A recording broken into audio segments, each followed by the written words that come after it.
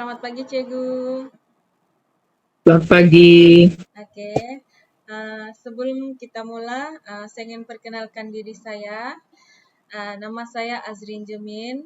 Nombor metrik saya 9307161259430001. Sekarang saya dalam program Ijazah Sarjana Muda Pengajaran Pendidikan Rendah dalam semester 5.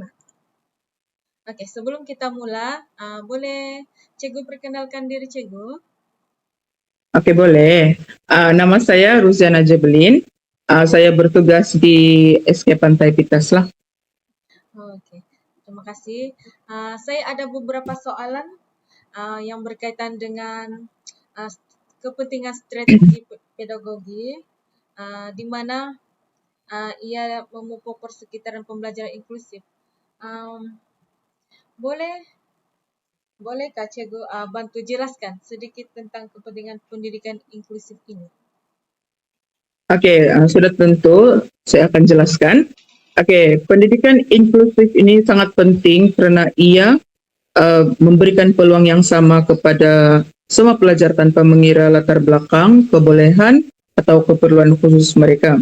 Jadi tujuan utamanya ini adalah untuk memastikan setiap pelajar, termasuk mereka yang mempunyai keperluan pendidikan khas, dapat belajar dalam persekitaran yang menyokong dan menerima mereka tanpa diskriminasi. Jadi dengan pendekatan inklusif ini kita dapat membangunkan masyarakat yang lebih penyayang, berpengetahuan dan juga menghargai kepelbagaian lah. Okey, jadi seperti yang Cikgu cakap tadi, pendidikan inklusif ini memang sangat membantu dalam membina masyarakat kita yang lebih beragam dan saling menghormati. Okey, selain itu dalam SMS ini kan saya diminta untuk cari strategi yang berkesan. Boleh Cikgu berikan saya 3 strategi yang berkesan dalam pendidikan inklusif yang diterapkan dalam bilik darjah? Oke, satu soalan yang bagus dan terdapat banyak strategi sebenarnya yang boleh digunakan. Tetapi ada 3 jenis strategi yang sering digunakan dan terbukti berkesanlah. Seperti yang pertama, pembelajaran berasaskan project ataupun lebih dikenali sebagai project based learning (PBL), dan yang kedua adalah pembelajaran multimodal, dan yang ketiga adalah pendekatan multibahasa dalam pengajaran. Jadi ketiga-tiga strategi ini sebenarnya membantu mewujudkan persekitaran pembelajaran yang inklusif dan menyokong kepelbagaian pelajar dalam bilik darjah. Okey, seperti yang Cikgu berikan analisis yang ketiga-tiga tadi, boleh Cikgu jelaskan sedikit lebih lanjut mengenai pembelajaran berasaskan projek? Sebab saya tertariklah mau tahu macam mana ia boleh membantu dalam bilik darjah kita yang berbilang budaya, terutamanya di negeri Sabah inilah. Oke, alright. PBL ini sebenarnya adalah pendekatan pembelajaran yang di mana pelajar bekerja dalam kumpulan untuk menyelesaikan masalah ataupun proyek yang berkaitan dengan isu dunia nyata lah.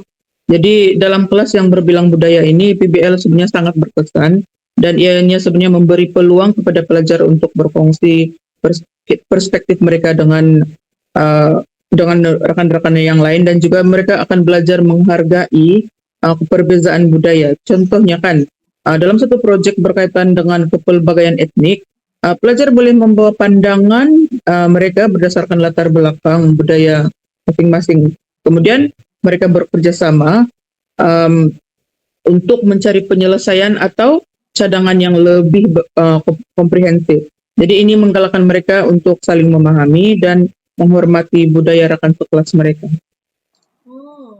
Jadi PBL ini dia dapat membantu pelajar bekerja bersama-sama, lepas tu boleh berkongsi idea dan pengalaman budaya yang berbeza. Okey. Menarik. Macam mana pula dengan pembelajaran multimodal? Apa kelebihannya dalam pendidikan inklusif? Oke. Jadi strategi yang seterusnya yaitu pembelajaran multimodal, yaitu melibatkan penggunaan pelbagai media atau saluran untuk menyampaikan maklumat seperti teks, video, animasi, dan juga permainan interaktif lah. Jadi ini memberi peluang kepada pelajar untuk belajar mengikut gaya pembelajaran yang berbeda. Jadi dalam bilik darjah yang berbilang budaya ini, strategi ini sebenarnya sangat berguna. Jadi karena ia membolehkan pelajar belajar melalui pelbagai deria lah seperti menggunakan pendengaran, penglihatan dan sebagainya. Yaitu lagi membantu meningkatkan pemahaman mereka. Sebagai contoh, pelajar yang lebih cenderung kepada pembelajaran visual ini, mereka boleh memahami dan dengan lebih baik dengan melalui gambar atau video. Sementara yang lain mungkin lebih mudah melalui sesi perbincangan ataupun audio lah, contoh. Oke. Oh, jadi dengan kita menggunakan pelbagai jenis media yang ada pada hari ini, ia sangat membantulah dalam pelajaran seperti multimodal nih. Lepas itu kita dapat membantu pelajar belajar dengan cara yang sesuai dengan mereka. Betul.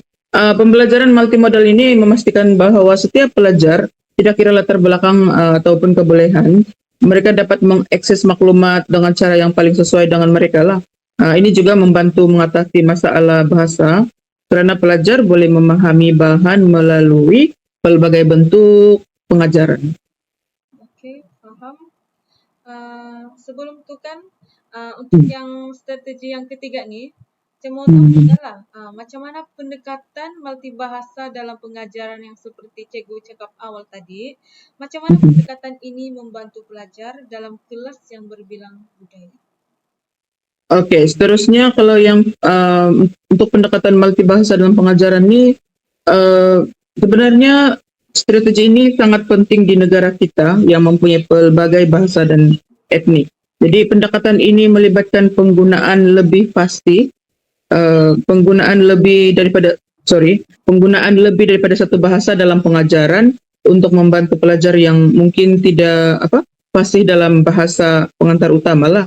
Sebagai contoh kan, jika ada pelajar yang lebih selesa menggunakan bahasa ibunda mereka, guru boleh menyediakan bahan pengajaran dalam bahasa tersebut selain pada bahasa utama lah, seperti bahasa Melayu dan juga bahasa Inggris. Jadi ini membantu pelajar memahami bahan dengan lebih baik sambil memberi mereka sokongan dalam bahasa yang mereka lebih paham. Oke. Saya pun sangat setuju dengan multibahasa ini sangat pentinglah dalam pendidikan inklusif sebab bukan semua pelajar boleh faham dengan satu bahasa. Jadi kita kena pelbagaikanlah banyak bahasa untuk mendekatkan diri kita dengan mereka untuk memudahkan mereka faham dengan apa yang kita ajar. Okay? Sangat betul. Jadi dengan menggunakan lebih dari satu bahasa ini, pelajar tidak akan tertinggal dan mereka mudah memahami pembelajaran itu dengan lebih baik lagi. Ya, tepat sekali. Jadi pendekatan ini memastikan bahwa pelajar tidak merasa terasing, terutamanya mereka yang mempunyai kemahiran bahasa yang rendah dalam bahasa pengantar utama. Jadi dengan sokongan dalam bahasa mereka sendiri, ini lebih membantulah untuk mereka lebih mudah memahami konsep yang diajar. Oke, paham.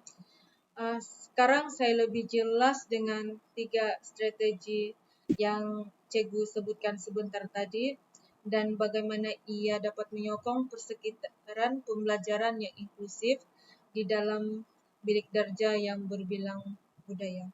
Terima kasih cikgu atas perkongsian yang diberikan dan saya pun secara tidak langsung mengetahui strategi-strategi inilah. Oke, sama-sama juga Cik Azrin. Saya pun gembira dapat membantu. Cuma kita perlu ingatlah, dalam penerapan strategi-strategi ini bukan saja penting untuk meningkatkan pembelajaran pelajar, tetapi juga sangat penting untuk membentuk masyarakat yang lebih memahami dan menerima kepelbagaian lah. Oke, sekali lagi saya ucapkan terima kasih kepada Cikgu Ruziana sebab sudi meluangkan masa Cikgu bersama saya pada hari ini. Semoga di hari yang lain yang akan datang kita dapat berjumpa lagi dan bersama berkongsi strategi yang lain lagi. Oke. Oke, Terima kasih, Cikgu. sama-sama. Sama-sama.